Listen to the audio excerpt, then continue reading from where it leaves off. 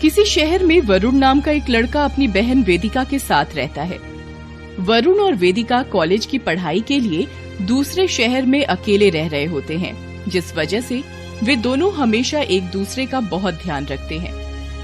वरुण, पानी की बोतल लेकर आजा। तुम चली जाओ, मेरे लिए भी ले आना। तुम्हें तो कोई काम बताना ही बेकार है। ऐसा बोलकर वेदिका वहाँ से चली जाती है और अब वरुण भी फोन बंद करके टीवी देखने लगता है। पर कुछ ही देर में फोन की नोटिफिकेशन ट्यून बजने से उसका ध्यान दोबारा फोन पर जाता है और वो एक बार फिर फोन हाथ में ले लेता है। आहा, लड़की की फ्रेंड रिक्वेस्ट, ऐसा तो सदियों में कभी एक बार ही होता होगा। कोई लड़की सामने से रिक्वेस्ट भेजे, देखें तो कौन है। ऐसा सोचकर वरुण उस लड़की की प्रोफाइल खोलकर उसकी फोनोग्राफ और टाइमलाइन पोस्ट चेक करने लगता है।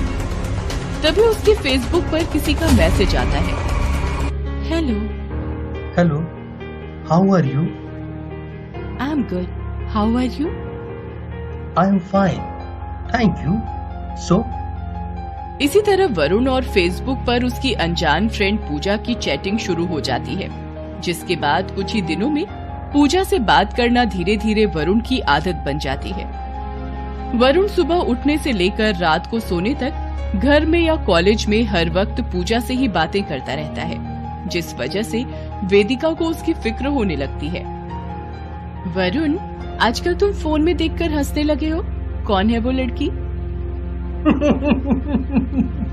तुम्हें सब पता चल जाता है।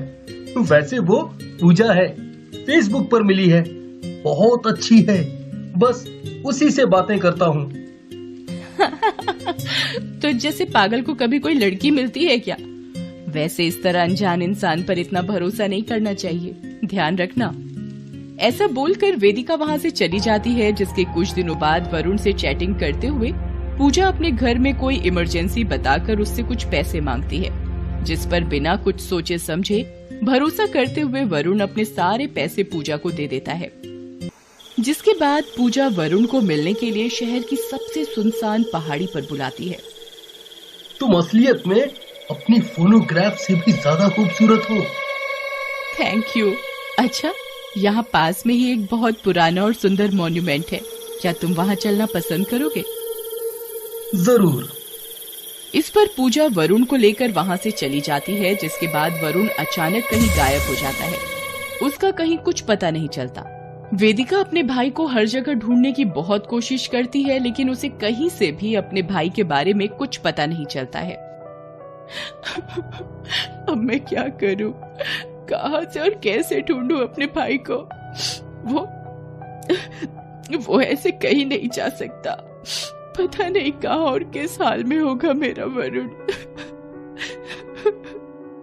अपने भाई की चिंता करते हुए वेदिका उसके कॉलेज के दोस्तों से भी पूछताछ करती है, जहां उसे फेसबुक वाली लड़की के बारे में पता चलता है, जिसके बाद उसे पूजा के बारे में याद आता है और वो ये सब अपने दोस्त को बताती है।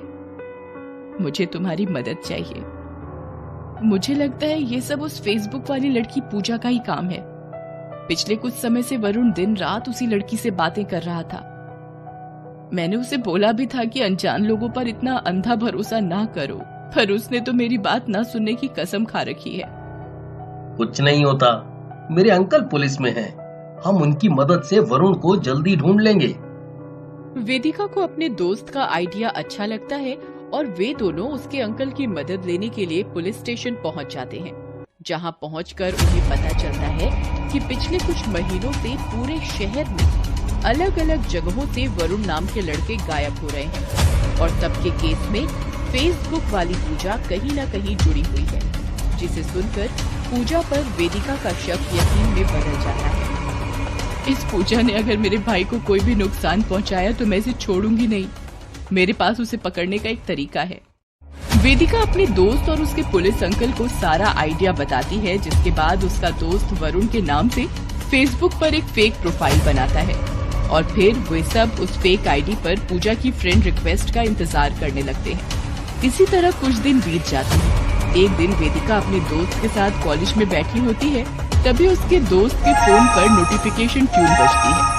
इस पर जैसे ही वो फोन देखता है तो उसमें फेसबुक पर पूजा की फ्रेंड रिक्वेस्ट देखकर खुशी से उछल पड़ता है।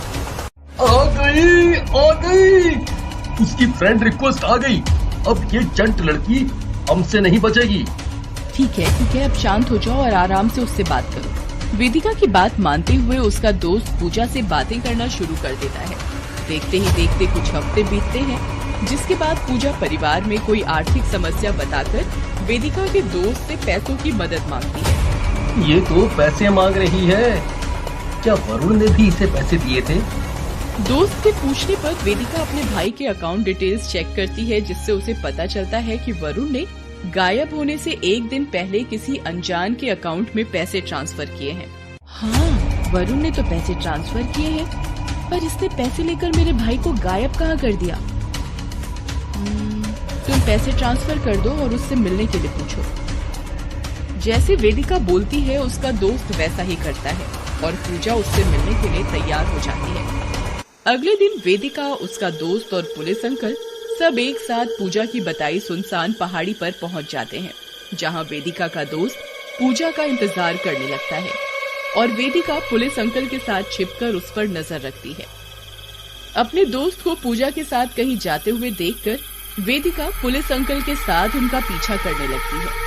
अंकल, हमें अंदर चलना चाहिए, ये लड़की सही नहीं है, कुछ भी कर सकती है। वे दोनों बिना कोई देरी किए घर के अंदर चले जाते हैं, जहां का नजारा देखकर सब एकदम हैरान रह जाते हैं। पूजा का ये रूप और अपने भाई को वहां कैद देखकर वेदिका हिम्मत करके आगे बढ़ती है। तुम इन सब से क्या चाहती हो? मुझे किसी से कोई मतलब नहीं है। फिर इन्हें यहाँ कैद करके क्यों रखा है? मुझे वरुण चाहिए। उसे ढूंढने के लिए मैं शहर के सभी वरुण से मिलती हूँ।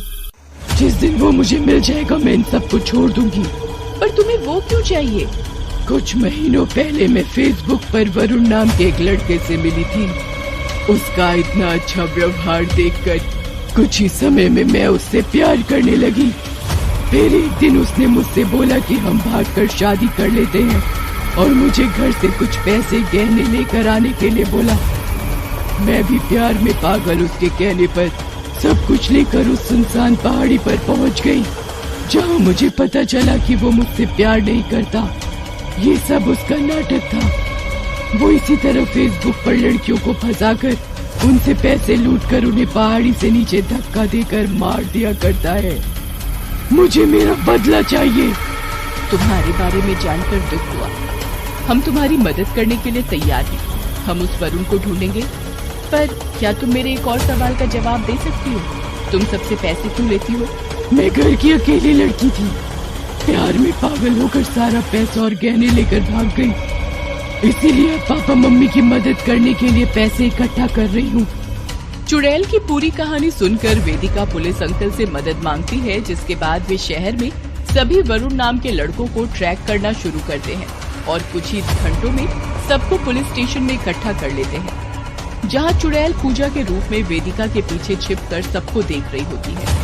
इसी तरह बहुत देर तक मेहनत करने के बाद उन्हें पूजा का गुनहगार वरुण मिल ही जाता है। वह जैसे ही उस वरुण को लेकर खंडहर घर में पहुंचते हैं तो चुड़ैल गुस्से से लाल हो जाती है और वरुण के सामने आकर बिना कोई देरी किए उसे वहीं मार देती है, जिसके बाद वो खुद भी वहां से गायब हो जाती है। ये सब होने के बाद सभी लड़के वापस अपने अपने घर चले जाते हैं और पुलिस उस केस को वहीं बंद कर देती है। अब वे दोनों भाई बहन और बाकी सभी लोग फेसबुक की चुड़ैल वाले केस के बाद बड़ी सीख लेते हैं और दोबारा कभी सोशल वर्ल्ड में ना फंसने की कसम खाते हुए रियल वर्ल्ड में खुशी से रहने लगते हैं।